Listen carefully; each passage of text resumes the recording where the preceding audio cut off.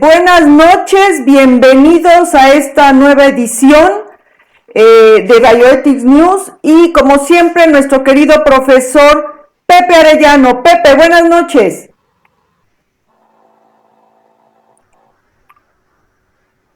Muy buenas noches a todas y a todos, un placer estar nuevamente con ustedes. Muy bien. Bienvenidas, bienvenidos.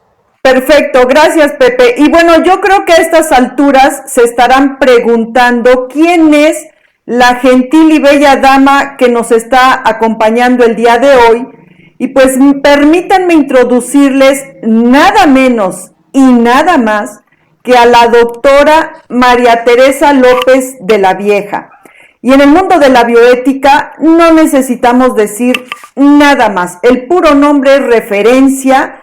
Doctora en Filosofía Moral por la Universidad de Salamanca, España, y que hoy está acompañándonos porque está llegando a México un libro que vale la pena comentar, Bioética, Presente y Futuro, editado por Plaza y Valdés, pero nosotros vamos a abusar de su presencia para nombrarla madrina de Bioethics News, porque hoy cumplimos un mes de transmisiones con todas las fallas técnicas que ustedes han sufrido, que hemos sufrido en carne propia, pero hoy cumplimos un mes con todos los asegúnes, y qué mejor que esta invitada de lujo para festejarlo. Doctora, buenas noches, bienvenida a México.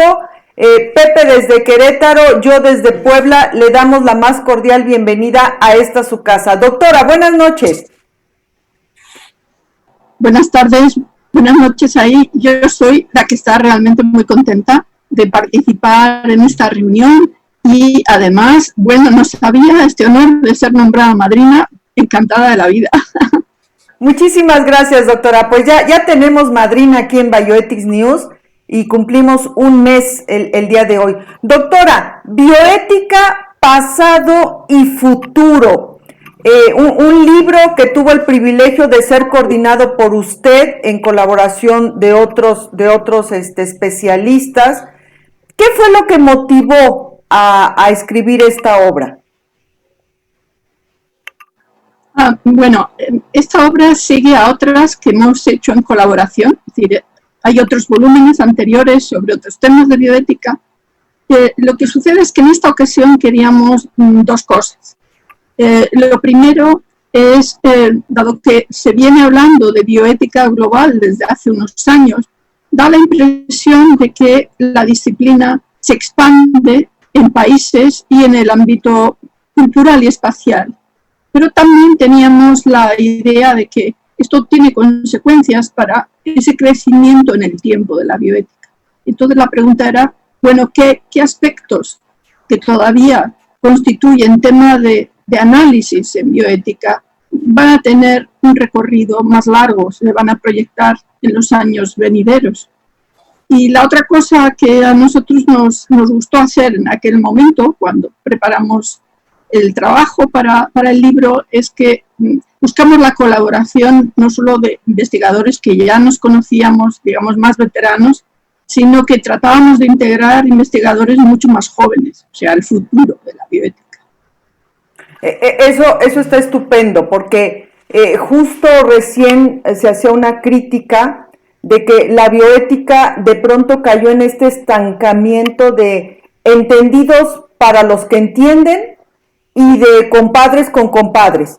O sea, tristemente estaba cayendo en la exclusión, aunque el discurso muy incluyente, pero en facto realmente se estaba cayendo en cada quien en su coto, cada quien en su reino, amigos con amigos, conocidos con conocidos, y pues nada más excluyente que estarse, o sea, cada quien en su parcela. Y entonces esto que ahorita nos comenta usted nos parece algo crucial para no solo el desarrollo de la bioética, sino realmente dar cátedra, dar ejemplo del cómo ser incluyente y cómo abrevar a esta brecha generacional que nos impacta en todos los ámbitos, o sea, no solo en el académico, sobre todo en el social, donde el joven de pronto tiene miedo de acercarse hacia el más experimentado, y el más experimentado de pronto no encuentra el camino para acercarse al más joven. Entonces, que aquí en esta obra estén conjuntando esas dos voces, la experimentada y la novel, me parece un acierto que vale la pena, va a valer la pena leer. En México está llegando esta obra, Bioética, Presente y Futuro, editada por Plaza y Valdés, y seguramente será algo digno de ser leído para aprendizaje de todos nosotros. Doctora, a estas alturas de la pandemia, de esta crisis global que estamos viviendo, ¿dónde ve usted que la bioética va a tener su mejor aportación? ¿Justo en presente o en futuro? ¿Cómo ve usted esta situación? Yo resumiría diciendo que lo que aporta la bioética en este momento y en otros momentos de crisis es que no estamos solos. Es decir, que cuando tenemos que tomar decisiones difíciles, como de hecho está ocurriendo, por lo menos aquí en España, el personal sanitario que ha tenido que tomar decisiones realmente durísimas por la escasez de recursos y la cantidad de pacientes, no empezamos de cero con la bioética. La bioética nos acompaña, porque no solamente es porque haya habido casos anteriores que pueden servirnos de guía, sino que tenemos la perspectiva técnica, sanitaria, pero tenemos la perspectiva jurídica, sociológica, psicológica, filosófica. Es para no estar solos cuando llegan esos momentos difíciles. Y esa lectura de distintas obras de bioética, yo creo que el sentido es ese, ¿no? Para estar acompañados. Y realmente nos hace mucha falta esta compañía de estos amigos lejanos, invisibles del pasado y los que están ahora trabajando, nos hace mucha falta cuando hay que tomar decisiones. Efectivamente, y esta situación, sobre todo en los profesionales de la salud, de saber pedir ayuda a lo no médico. O sea, porque los médicos, por su misma formación, su misma personalidad, tienen esta cuestión de o solo ayudarse entre ellos, o desgraciadamente ni siquiera entre ellos, a veces cirujanos con cirujanos, internistas con internistas, intensivistas con intensivistas, y luego este malentendido de creer que pedir ayuda o abiertamente decir no me siento competente para esto, es así como si tiraran el currículum a la basura, y de ahí la dificultad de pedir ayuda hacia otros que ni siquiera son médicos y que piensan que no se les comprende. Entonces, esta prueba tan dura que pues ya llevamos un buen tiempo, nos remite justo a esto, el saber pedir ayuda, el saber voltear hacia los humanistas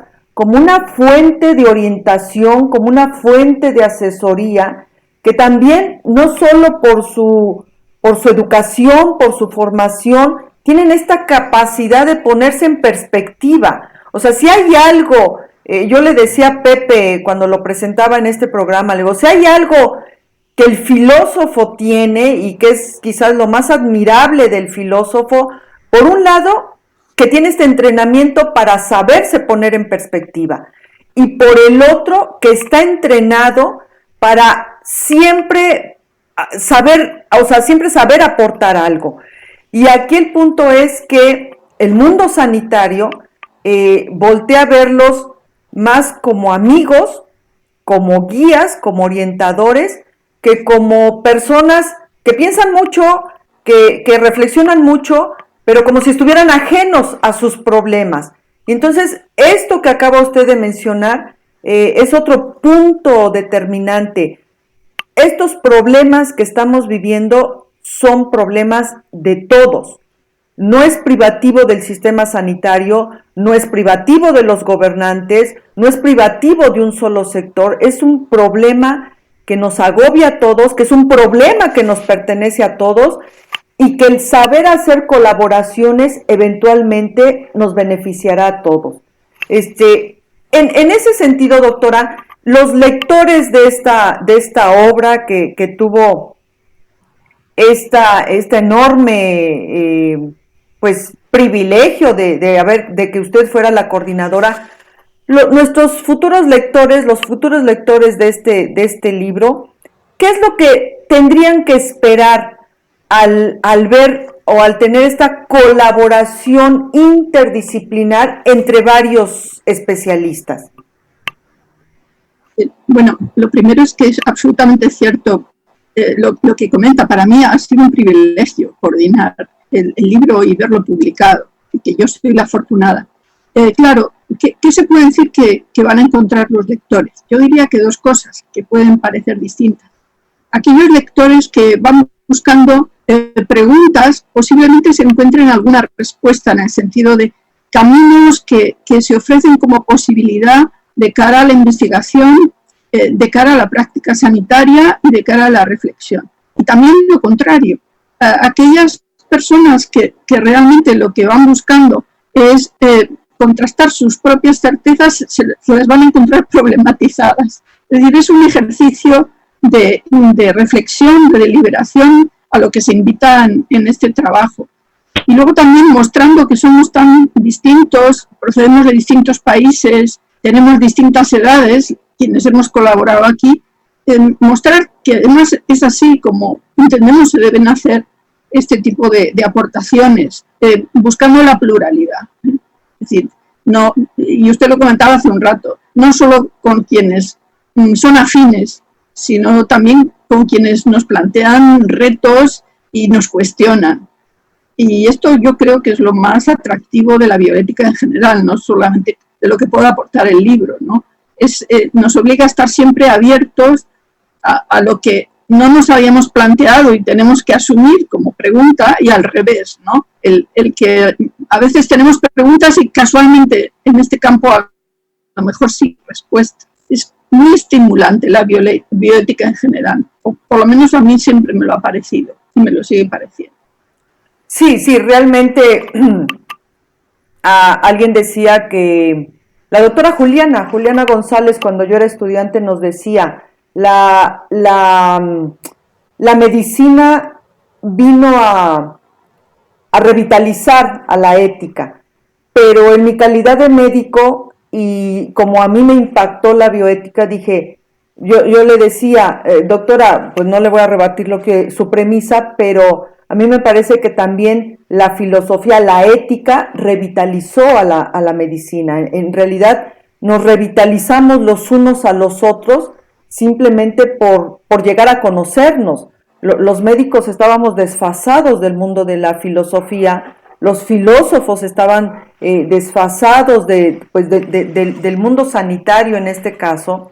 Digo, y el habernos conocido es esta revitalización, como cuando se enamora uno de alguien. O sea, siente uno que el todo revive, que la célula revive. Y hablando en este sentido que usted acaba de mencionar, de reflexión, de preguntas, ¿qué pregunta nos dejaría usted aquí en el plató para que se nos quede como este estimulante a la reflexión? No en el tenor de que ahorita la respondamos, pero sí en esta estimulación, en esta invitación permanente que la filosofía hace a hacernos preguntas para estar en una constante reflexión que nos permita ir encontrando a veces un hilo de solución, a veces al menos un hilo de discernimiento, de visualizar el fenómeno en su máxima extensión.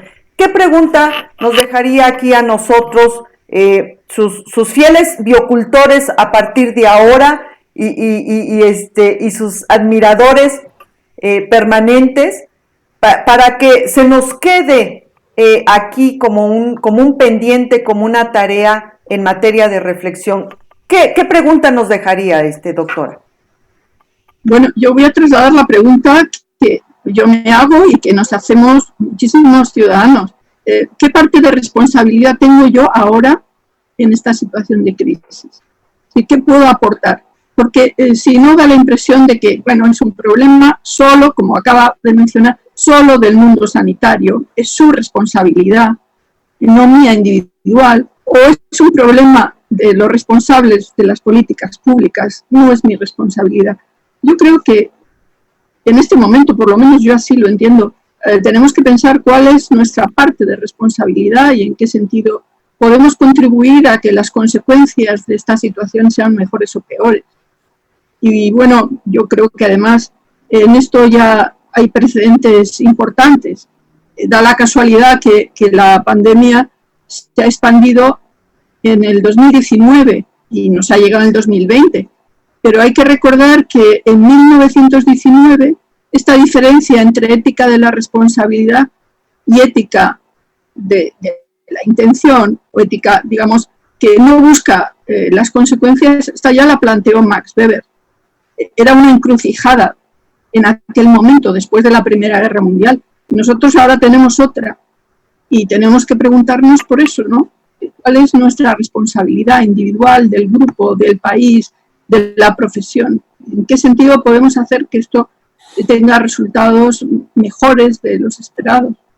Yo por lo menos así lo siento, ¿no? Como ese peso de la responsabilidad, pero también el gusto de participar en las posibles soluciones. Exacto. Y este gusto de participar en las soluciones, de pronto es dejar de pensar en salvar el oso polar del Polo Norte y poner atención en nuestro microcosmos. O sea, en ese espacio físico, geográfico, que a veces puede ser nuestra propia casa. ¿Cómo asumimos esta responsabilidad? ¿Qué acciones en concreto hacemos para darle forma a esta responsabilidad? Y con esas microacciones que de pronto parecerían intrascendentes, al ser sumadas, pues es como la playa de arena. O sea, la playa de arena se conforma por esas micropartículas de cristales, minerales, que finalmente dan forma a esta playa. Pero cada una de esas partículas, metafóricamente, es un humano haciendo lo propio en este sentido de responsabilidad, de concientizar qué responsabilidad tengo yo ante esta catástrofe y qué microacción hago que al ser sumatoria se vuelve esta macroacción que eventualmente puede salvar a un oso polar. Muy bien, biocultores, pues ahí está esta pregunta que tiene sus profundidades y que nos compete a cada uno de nosotros asumirla en todo su peso para simplemente contribuir a que esta crisis pues no solo se mitigue, sino que salgamos bien parados de esto.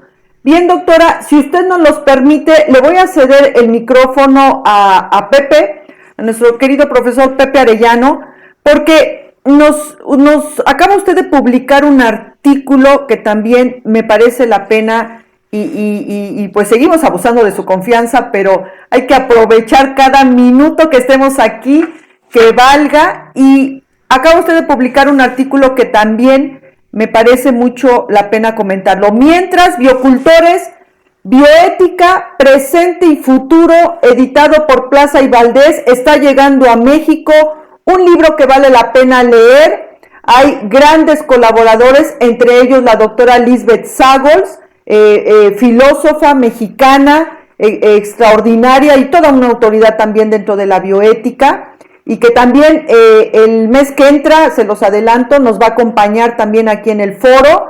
Está también entusiasmada por acompañarnos. Entonces, por favor, ya está llegando a México, ya está en México.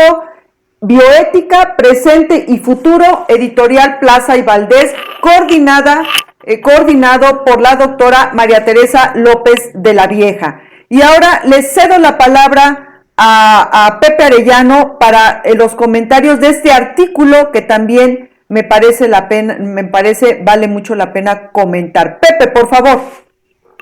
Sí, un placer nuevamente estar con ustedes, porque en el ambiente de la bioética requiere de ser reflexionada requerimos de reflexionar y debemos de llevar justamente la crítica de la ética al ámbito de la bioética. Y en este contexto, la doctora María Teresa López de la Vieja, a quien he tenido el placer de conocer ya desde hace algunos años y que lamentablemente no hemos podido coincidir, pero que coincidimos justamente en las lecturas y en las ideas.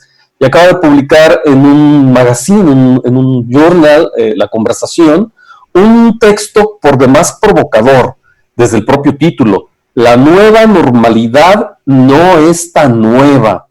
Este es un concepto que incluso ha causado mucho ruido, por no decir malestar, e incluso preocupación, ¿qué hablamos cuando hablamos de la nueva normalidad? Y en este ensayo, que yo recomiendo ampliamente que lo podamos tener acceso, si bien es un ensayo corto, un artículo muy corto, es tremendamente provocativo, doctora. ¿Nos podría comentar justamente por qué la nueva normalidad, desde su perspectiva, no es tan nueva? Sí, bueno, muchas gracias y me alegro que haya podido leer el artículo y le haya parecido digno de debatirlo. No me figuraba yo que era provocador, sino que era más bien algo que a mí me había provocado, ese concepto de nueva normalidad, lo que me provocó a escribir, por desacuerdo con el uso que se hace. Quizá porque en filosofía las palabras entendemos que tienen mucho más peso, que no son solamente voces. Y bueno, tiene que ver con la discusión que teníamos antes sobre bioética, porque cuando estamos hablando de una circunstancia como la actual, con un problema de salud pública, hay que decir que la población somos también ciudadanía, y eso significa que hay una dimensión que es social y es política en temas de salud, sobre todo de salud pública. Y claro, el que se haya aceptado sin demasiada crítica el uso de nueva normalidad, a mí me parece cuanto menos que merece alguna pregunta. Primero porque suena contradictorio, que lo normal es lo habitual, y entonces a ver qué se introduce de nuevo, pero además siguiendo el hilo de cuándo se ha usado este concepto, pues se ve claramente que tiene unas características ideológicas claramente conservadoras. Y si ese va a ser el enfoque para la reconstrucción después de la crisis, pues tendríamos que saberlo, ¿no? En efecto, sí. Sí, en efecto, la filosofía trata justamente de esa crítica al concepto, es el trabajo del concepto. Y trabajar el concepto implica ver no solamente su propia historicidad, sino los lenguajes ocultos de frases comunes o que de repente comienzan a ser coloquiales, pero que generan una cosmovisión y una forma de ser y de comportarse en el mundo. En este artículo, doctora, usted plantea justamente esta inquietud, y digo que es provocadora, porque pareciera para, sobre todo las nuevas generaciones, los jóvenes, que este concepto de nueva normalidad implicaría un estatus de bienestar o un estatus de mayor progreso, de mayor avance, pero usted claramente nos remite a la historia. Y en 1920, el candidato republicano, que después fue presidente de los Estados Unidos, Warren, va a decir y va a empezar a utilizar de alguna forma este concepto justamente para legitimar el estatus de poder de grupos conservadores después de la Primera Guerra Mundial, hay que decirlo. ¿Pudiera usted, doctora, señalar entonces que el origen de este concepto nueva normalidad está remitido justamente a la legitimación de un nuevo estándar de poder conservador a partir justamente de lo acaecido, de la nueva normalidad instaurada después de la Primera Guerra Mundial?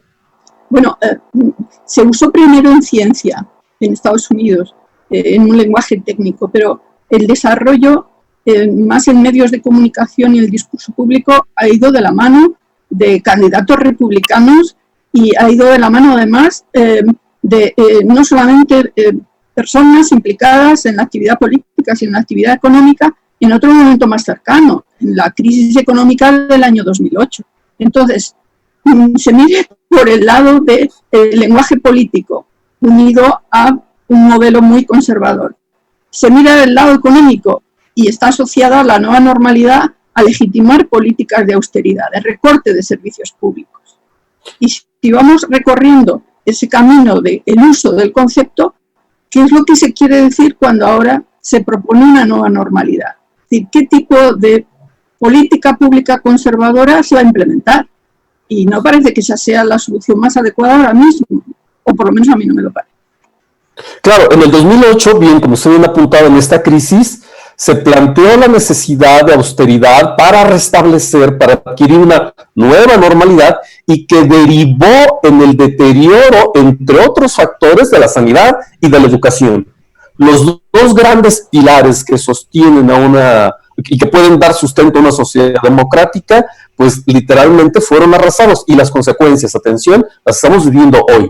Esa nueva normalidad instaurada, como usted bien lo apunta, después de la crisis del 2008, pasando, por supuesto, un poquito atrás, esa nueva normalidad instaurada por Estados Unidos a raíz de los atentados del 2001, y que derivó justamente en ceder parte de la libertad en pro de la seguridad. Esta nueva normalidad de la que nos habla entonces, ¿usted sospecha que justamente nos llevaría ahora a la renuncia de las libertades, del estatus democrático, del deterioro de las instituciones sociales en pro de la seguridad? ¿De eso estaríamos hablando? A mí me encantaría que quien usa ese término fuese más explícito al respecto, pero dados los precedentes, en realidad el concepto de nueva normalidad se ha utilizado para recortar servicios públicos y para políticas nacionalistas. Y la pandemia ha venido a demostrar que esa disminución de los bienes públicos es un riesgo para la salud de toda la población. Entonces, en paralelo, se ha usado mucho el concepto, se usa también en España, quizás con letras minúsculas se habla de reconstrucción, y yo creo que esta sería la tarea, ¿no?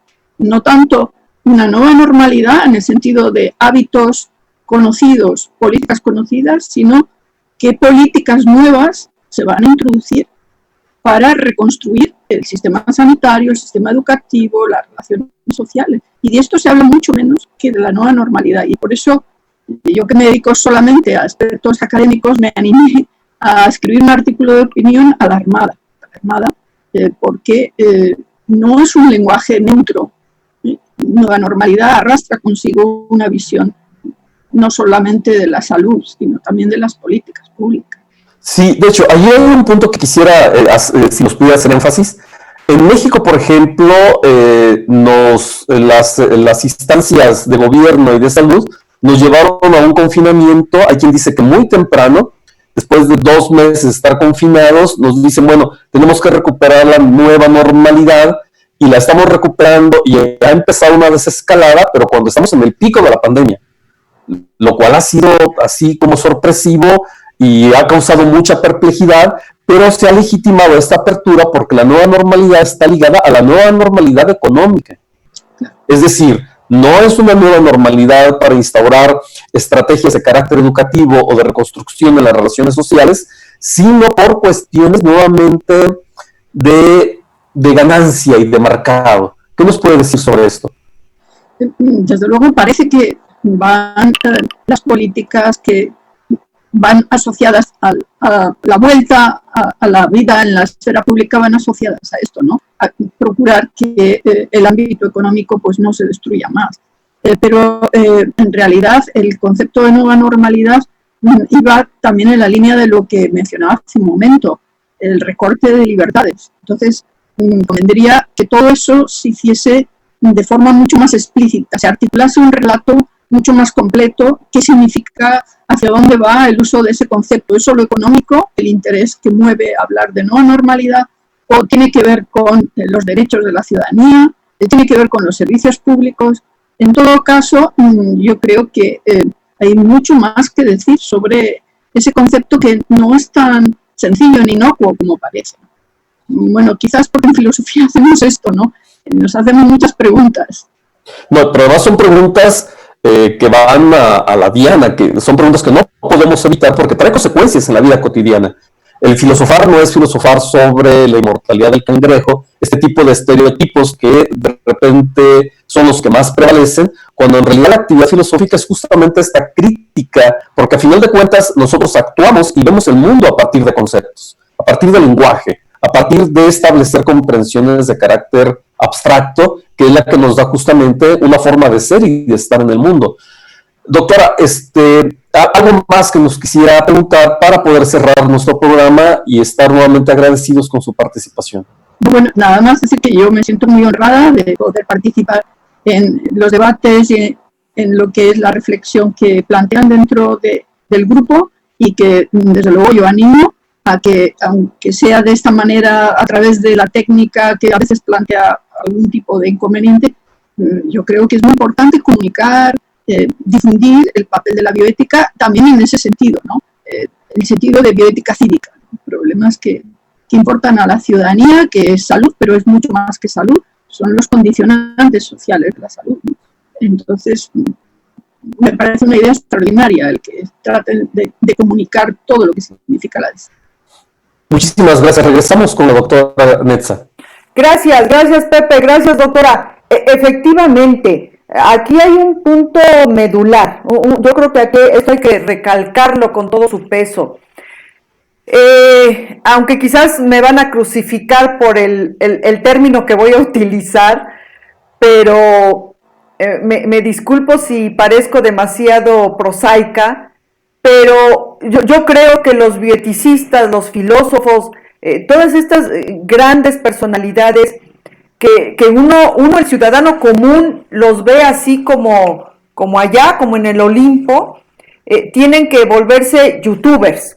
O sea, en este sentido de impacto sociológico, de llevar estos mensajes, estas reflexiones, estas preguntas a todo el número posible de personas, porque justo lo que acaban de mencionar ustedes, nuestra función en el mundo terrenal es una, pero la función de ustedes es otra, y tan necesaria una como la otra. Es más, yo diría las dos sumamente vitales para simplemente crear lazos no solo de comunicación, sino de cooperación. En ética siempre es mejor estar unidos que estar separados.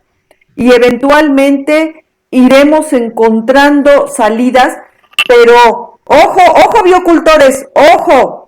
Este término de nueva normalidad tiene más caras de las que vemos y peligros más serios de los que nos están queriendo vender. Entonces es un término que hay que tomar con mucha precaución, siempre lo decimos aquí, con el ojo del optimismo, con el ojo izquierdo del escepticismo y con el tercer ojo de la prudencia, porque de pronto nos podemos casar con un lineamiento y dejar de ver justo estas caras ocultas ahí en la profundidad de la caja de Pandora, que son exactamente las que logran ver estos grandes pensadores como la que hoy nos acompaña y que es nuestra madrina, ojo, es nuestra madrina de lujo aquí en este noticiario. Doctora, pues si nos gusta acompañar unos minutos más, vamos a cerrar el programa con un par de noticias, y pues pasemos a otra línea. Le pido por favor, doctora, que nos acompañe aquí al final del noticiero. Y pues, Pepe, tenemos la noticia, la entrevista que le hicieron a Roberto Cerda, fundador de una organización no gubernamental, Restore Coral, que explicó en Noticias ONU la creación de un banco de material genético para los corales duros, un proyecto que se llama Arca de Noé para corales y que tiene la intención de rescatar, justo así como están los biobancos para material genético humano,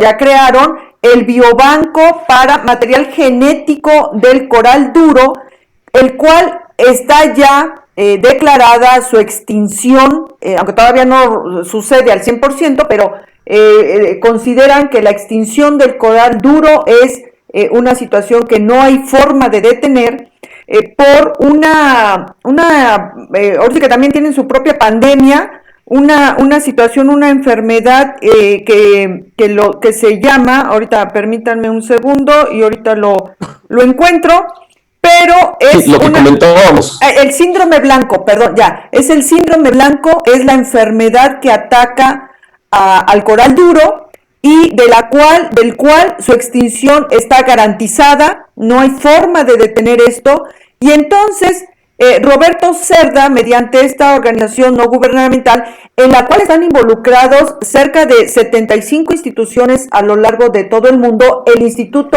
Politécnico Nacional aquí en México, entre estas instituciones, para poder crear esta Arca de Noé para corales y crear este biobanco de material genético de este tipo específico de coral ante su inminente extinción. Perdón, Pepe, ¿ibas a comentar algo? Lo que comentábamos la vez pasada, no tenemos vacuna y parece ser que no va a haber vacuna contra el cambio climático.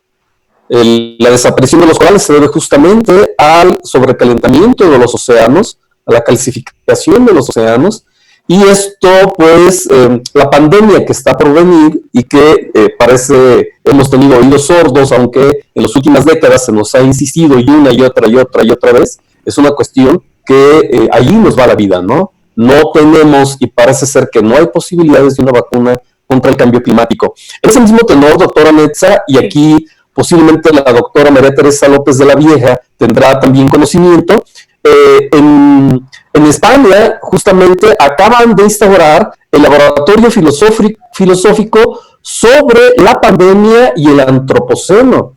Es un laboratorio filosófico muy interesante. Tuve ya la oportunidad de entrar al portal. Creo que uno de los coordinadores es un gran colega, un gran filósofo de la Universidad de Murcia, Antonio Campillo, y que retoma el concepto laboratorio justamente desde la propia palabra, desde el propio concepto, que es el lugar donde podemos hacer algo. Y el lugar donde podemos hacer algo, el laboratorio no solamente es donde hay matraces y tubos de ensayo, sino que un laboratorio es donde podemos concurrir justamente desde el propio pensamiento para pensar la pandemia, para pensar el antropoceno, que está ligado justamente a la cuestión que nos acaba de enseñar doctora Netza, y que posiblemente aquí este gran experimento de carácter ecosocial, que es justamente hacia donde pudiéramos llegar y tener un medio de posibilidad de reflexión, se pudiera darse. Laboratorio filosófico sobre la pandemia y el antropoceno. Creo que la doctora María Teresa López de la Vieja pudiera comentar rápidamente algo sobre esto. Yo solo puedo decir que el doctor Campillo es muy respetado y muy conocido entre los profesionales y de la academia en España, y que todas sus iniciativas como esta valen muchísimo la pena. O sea, que hay que seguirlo y en la medida de lo posible participar.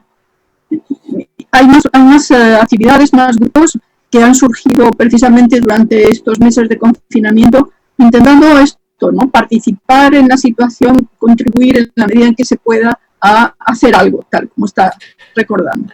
Sí, tengo el gusto de también conocer a Antonio Campillo, lo considero un gran amigo, y seguramente por ahí también lo vamos a tener en Bioethics News. Tiene que ser uno de nuestros invitados especiales. Doctora Netza, regreso con usted. Pues sí, o sea, ya tendremos que ir viendo cuándo nos agenda la fecha para entrevistarlo y ver qué objetivos, qué planes, qué estrategias con este laboratorio. Yo creo que si hay algo que ha puesto a prueba esta crisis es el sentido de creatividad de todos para ir estructurando estas nuevas fórmulas de cómo asentar todas las posibilidades de reflexión, de aportación, etcétera, para simplemente pues que esa nueva normalidad no sea, que realmente significa una reestructuración en los aspectos capitales, o sea, que lo nuevo realmente toque lo que debe de tocar, y no este discurso como biopolítico ahí medio oscuro, sino que de verdad la creatividad, el punto de reestructuración toque puntos medulares. Bueno, pues también en esta noción de biobancos, surgió el 25 de junio una publicación en un portal BioEdge, donde se plantea, hablando de estas preguntas, de estos cuestionamientos, se plantea una pregunta, un cuestionamiento de si el material que se tiene en los biobancos humanos, ahora hablando de los biobancos humanos, si el material genético que se tiene ahí puede ser utilizado para procesos penales. Esto viene a raíz de la situación donde en Estados Unidos, en Kansas, para más específico, se utilizó el material genético, el ADN, obtenido a través de un estudio de Papa Nicolau, a una mujer que resultó ser hija del principal sospechoso de una matanza, una serie de asesinatos, donde había material genético en las escenas de crimen, pero no se tenía ningún referente, o sea, no se tenía cómo poderlo ligar al principal sospechoso. Y entonces se utiliza el material genético que se obtuvo de la hija del sospechoso y hubo coincidencia y fue la forma en que se pudo vincular a proceso penal al asesino y poderlo condenar, que resultó ser Dennis Rader, y lo lograron sentenciar a 10 cadenas perpetuas al poderle fincar responsabilidad a través de la utilización de este material genético.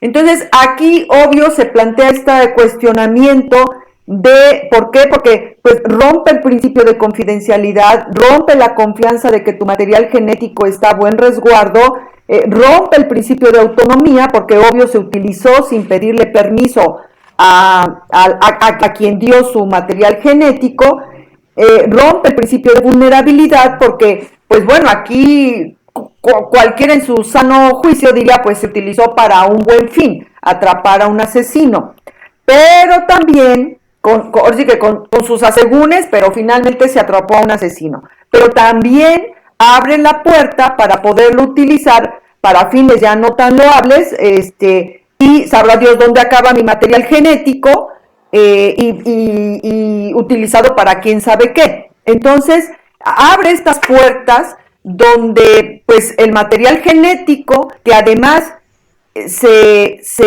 dio o se utilizó para una cosa relacionada con la salud de la persona, pero sin medirlo, sin pensarlo y sin pedir autorización, abrió todas estas puertas que pues por un lado parecen loables en aras de la justicia, pero también pueden abrir otras puertas más peligrosas en aras hasta del turismo genético, donde tu material genético acaba Dios sabe dónde.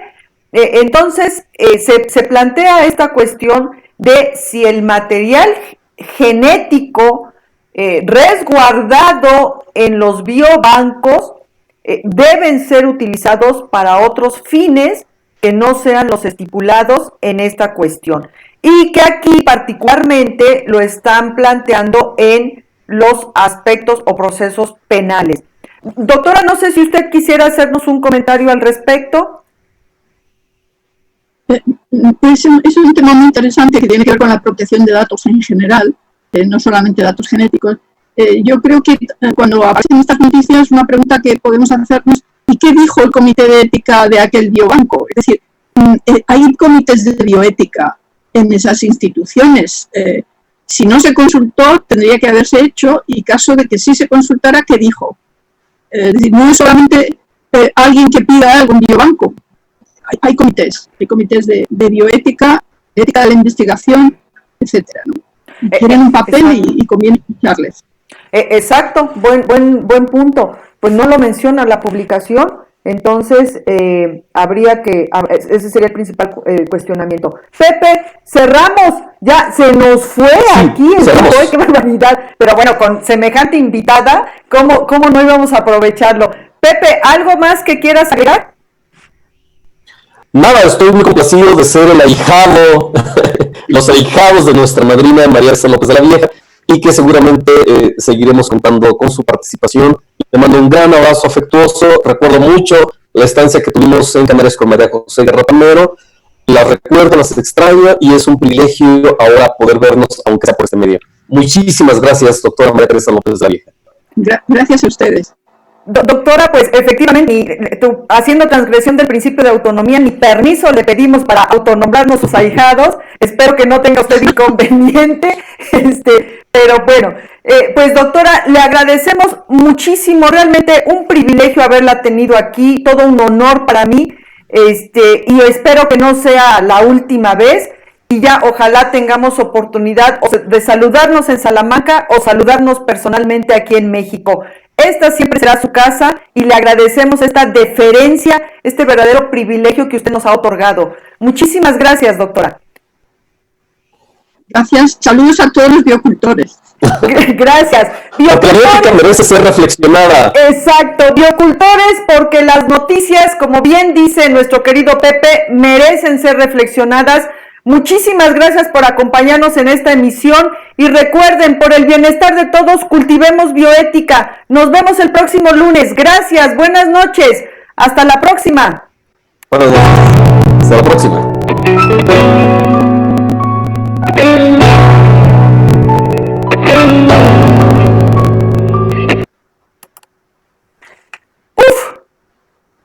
Bueno, ya, lo logramos.